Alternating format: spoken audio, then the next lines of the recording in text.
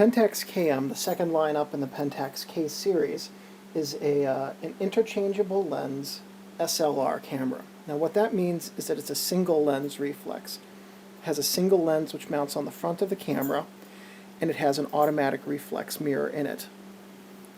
See if I can get some better lighting here. And take a look inside. There we go. And I'm going to try to get some better lighting in here. And you can see the reflex mirror inside of it.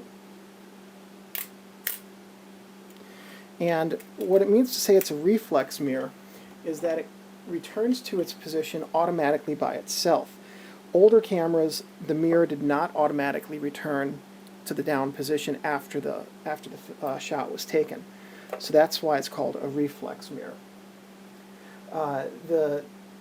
When the lens is mounted on the camera, the meter is an averaging meter. It takes all of the light coming through the lens onto the ground glass viewing surface, and then averages that to come up with a meter reading. And what that means is it basically is taking the light and assuming that over the entire image area that it is supposed to be 18% gray. So what do I mean 18% gray? That is an 18% gray card. And basically what happens is when you have averaging metering, my K7 that I'm recording this with is set to center weighted right now. What happens if we change it to averaging? Nothing. Anyway, when you have averaging metering, the meter assumes that the entire image is supposed to be this flat gray color, and this is a middle gray. It's halfway between white and black, which means that 18%. It's as though you took 88 gallons of white paint and 18 gallons of anyway. It's as though you had 18. This is 18% of this is black, and the rest of it's white. Is what that 18% means. But it's a middle point between black and white, because black is much more powerful absence of color than white is the presence of all colors. So that's how the meter works. It assumes that the entire image is supposed to be an even color, an even tone, and then meters it that way. So if you have, and what that means is that if you focus at a very light area, then it meters as though everything in the image is supposed to be that light area. And this can have some very nice effects, it can have some catastrophic effects depending on whether it's used properly or improperly. All of that is beyond the scope of this video, and we'll talk about it in a future video sometime. This has standard shutter speeds of bulb, meaning that you hold the shutter down, and as long as you hold the shutter release down, then the shutter is open, and 1/1000th of a second. The viewfinder is a 1.0 diopter, 1.0 diopter with 0.87x magnification with a 50 millimeter lens, meaning that when you use a 55 millimeter lens looking through here, you're seeing life size, or you're seeing as though your eye would actually see it. And then it has 93% frame coverage, meaning that 93% of what will appear on the image, on the final image, will appear through the viewfinder. The KM came with the option of either a microprism focusing screen or a split image focusing screen. This one has a microprism, and what that means is that things become focused out of focus. With a split image, if you're taking a picture of my finger, and it's not lined up, it's out of focus. But if it is lined up, then it is in focus. That's the difference. And the KM came with the option of one or the other. It has an X-flash sync right here, and an FP sync, a flat peak sync, and we'll talk about those in a bit. But it's got a 1/60th of a second X-flash synchronization speed. And the camera, for those of you familiar with the Spotmatic series, this is basically a Spotmatic F with a bayonet mount. Has the same types of features, the same meter, and it's an evolution of the Spotmatic F camera make. Let's see, it was targeted for the amateur amateur market, a step up from the K1000 targeted at the student market, and it was produced in Japan by Asahi Optical Company, Pentax being the model, or the brand rather, from 1975 to 1977. It was preceded by the Spotmatics, before that the S and the H series, and after this came the M series, the S's, the L, and a bunch of others. But this was part of the first family of cameras that had the K bayonet mount on it. This bayonet mount. Oops. It was the first one that had this. Shouldn't be using something round to prop it up. Anyway, it was the first part of the first family that had the K bayonet mount on it. And that's that. So stay tuned for a second, and what we'll do is we'll do a features review of the camera, going around the camera body, and take a look at how each of these. So for those of you who have a KM at home and are following along, for the next portion of this video, we're just going to follow in general the order of the camera manual and explaining what each of these features are, and we'll take a look at a few of them. The first thing I'm going to show you up here is where you have your serial number. Then down here we have a little divot, not divot, reverse divot, bump. And this was used on the KX line, and so what they did basically is they would take the same camera top, because they were all based on the same frame, and if it was a KX they would punch that and use it for the battery check button. Forget if the K2 did that. No, the K2's battery checks were back here, but the KX, KM, and K1000 had the same tops, and so that's not used as a battery check on the KMs, or the original K1000s had that bump as well. So it's just not punched out. It's just there. It's a design feature, or a manufacturing feature, more appropriately. So starting with item 1, this is what is called the rapid wind lever. That's what the manual calls it. It's your film advance lever. And it was called rapid wind because prior to these levers, like on the Spotmatics, people wound their film with a knob. Not rapid. I have a bunch of cameras that work like that. It's slow, and if after a couple of rolls of film, your hand, it starts to look like a claw, because it's just like, I'm constantly holding this knob. And anyway, so this is the film advance lever. Here we have the shutter speed dial, and next to it is the shutter speed index, this little orange triangle. So the index points to the shutter speed that you're going to be using. 1 second, half second, quarter, eighth, 15th, 30th, 60th of a second, and the red X indicating this is your flash sync speed. 1/125th, 2/50th, 500th, 1,000th of a second. Then B for bulb mode, and so that's your shutter speed index. The hot shoe up here, this is the accessory shoe is this clip structure, and then the hot shoe is this electrical port in the middle that connects to a flash or other accessory that requires an electronic connection, but I don't know of any others besides a flash. Other accessories are available for this. For instance, I have a bubble level that I put in a number of my cameras up here. On digital cameras, they make microphones that fit up there. On older cameras, they would have a rangefinder that fit in the accessory shoe. Rangefinders are not needed for the single lens reflex. They were needed for viewfinder cameras, where you were looking through a different viewfinder and not the actual lens of the camera. But the accessory shoe would have other things. You could mount your macro flash up there as well as other things. Let's see. Next, over here, you've got your film rewinder dial. Let's zoom in on this a little bit. And the film rewinder dial, you just turn, and it will tell you what kind of film is in there. So right now, there's a little orange sun in the top. little orange sun. And in the bottom it says 36 exposures. So film type on top, exposure count on bottom. I'm going to rotate the dial. We've got another orange sun with 20 exposures. A white box with a black box. Looks kind of like a sideways computer terminal, but that's to indicate black and white, 36 exposures. Black and white, 20 exposures. You're starting to see the pattern here.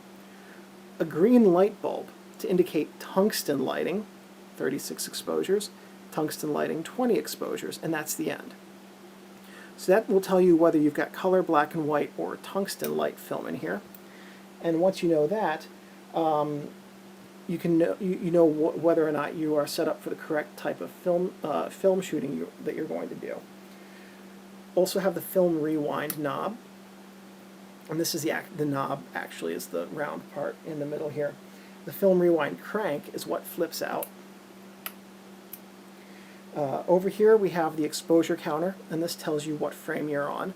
Right now it's saying it's on 1 because I took a sample shot for you earlier. Next to it you've got a little orange dot right there, and that's the cocked indicator. If it's orange, the shutter is ready to fire. If it's not orange, the shutter is not ready to fire. So after I hit the shutter, you can see it might be able to see it turn black. And as I advance, it turns orange again, saying that I am ready to take another shot. The shutter release button, which I just pushed, releases the shutter. It is what takes your picture for you. And then you have the film speed indicator, right now set at 100 ISO. I lift the ring of the knob that adjusts your shutter, and then by lifting it, it allows me to adjust the ISO of the film. This says ASA because it's from back in the day before ISO was the commonplace nomenclature. So by looking at the type of film, sunny, 200 ISO, you can pretty much guess what type of film would be in there, an outdoor 200 ISO film. And that would allow you to decide what type of shots you're going to take. Standard shots, basically. So this is the front of the Pentax KM, and on the features on the front, there are far fewer. The first one we're going to look at is the depth of field preview button. Now, so far, the only thing on the top different from the K1000 is the film indicator dial over here. It tells you whether you've got color, black and white, or tungsten film in. Now on the front we start getting some more significant differences from the K1000. I'm assuming you've watched that video because it's great and worth watching. Anyway, over here we've got the depth of field preview button right here. That's this button. And what that means is that when you're looking through the viewfinder, if you push this button, it's going to activate, sorry about bumping the tripod there, it's going to activate a little knob right here. Can we get some better lighting maybe? Well, not a little knob, a little catch. Hopefully you can see that. If not, just crank up the brightness on your monitor right there. You can see that moves. And what that does is when the lens is mounted, it stops down the aperture to whatever setting you have the aperture set at. And you can see approximately what the depth of field is going to look like. So that's the depth of field preview button. I always really wanted that on my K1000. And the other thing I also always really wanted on my K1000, but never had, obviously, is the next thing we're going to look at, the self-timer. I'm going out of order. The lens release button is next in the manual. Self-release timer. So we activate that, and then once that's pushed back, there's another little timer lever right here. You've got to push that out to the side, and that activates it. Now, as long as your timer hasn't passed 90 degrees, you can push this back and halt the timer. So if somebody drops something while you're getting ready to do the timer, you just can halt it. It's not a good idea to leave that halted for extended periods of time, as it can damage and weaken the spring that controls the self-timer. As you can see, from start to finish, the self-timer is in the ballpark of 10 to 13 seconds, which is ample time to set it and then go get in the picture that you're about to take, unless you're me. and trip on your way and have a picture of you standing up muddy in front of everyone with them laughing. Anyway, next thing we have is the lens release lever, which is right here. And let's get a side shot so you can see that a little bit better. It's right here. And when you want to release a lens, you just push that down, and there's a little locking pin right here. When we push the lens release lever down, the locking pin goes into the camera body, and the lens can be removed safely without damaging it. Over on this corner up here and this corner up here, there are lugs, and they are strap lugs. So you put the strap split ring up into it and then attach the strap to the split ring on each side. Obviously, it doesn't do much good to only have one. Then down here we have the X flash terminal on the bottom and the flat peak flash. That's not easy to say. You try it. Flat peak flash terminal on top. The X flash stands for xenon. It's a 1/60th of a second sync speed. FP is for other types of flashes, and having never used them, I'm not an expert on them and can't really explain them right now. But we will do a subsequent video once I do understand them on what exactly that means. So those are the front features. Now, one of the nice things about the way this is laid out is the front features over here are convenient for where you would normally hold the camera with your right hand, especially if you're right-handed. They're a little bit out of the way. I have fairly good sized hands, and they're still out of the way. But when you're taking a shot with it, they're definitely not interfering with the way that you hold the camera at all. So stick around as we continue looking through the camera, and we're going to then next look at the camera back, then the camera bottom, and then inside. So here we have the back of the Pentax KM, and there's not a whole lot to see on the back. It's basically the exact same thing as a K1000, with the exception of this dial up here. It's indistinguishable just by the back and the bottom from the K1000. But on the back we have the accessory fitting groove. On let's see if we can get a better view here. On the eyepiece, you can see that there's a little groove on each side right here and here. There are accessories that would fit over the eyepiece, a magnifier, a cover that will keep light from going into the viewfinder when it's in storage and activating the light meter, right angle adapter, as well as some other things that I'm forgetting right now. But that's how they would mount, and this has the same accessory fitting groove as all of the K series as well as the Spotmatic series, so those accessories are interchangeable. Also on the back we have the viewfinder eyepiece right there, and I just learned this tonight actually. On the K series, the viewfinder eyepiece is multi-coated glass, just like the lenses. I don't know if it's of the same quality or not, but it is a multi-coated surface. Which helps reduce glare and things like that as you're looking through the eyepiece. And then the last thing is this. This is the film back cover. Actually, this is I'm skipping ahead in the manual if you're following along, but this is the film back cover, and this provides a light, tight seal for the film that you have inside of the camera. The bottom of the camera has the battery compartment, the tripod bracket, or receptacle as they call it, and the, what's this called? The film rewind button. And this trips the sprocket inside that keeps the film from being rewindable as it's being used. The battery is a single LR44, and I forgot my quarter so I can't open it, but it's a single LR44.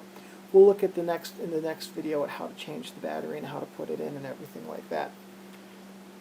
We're going to open up the back of the camera, and you do that by lifting up on the film rewind knob.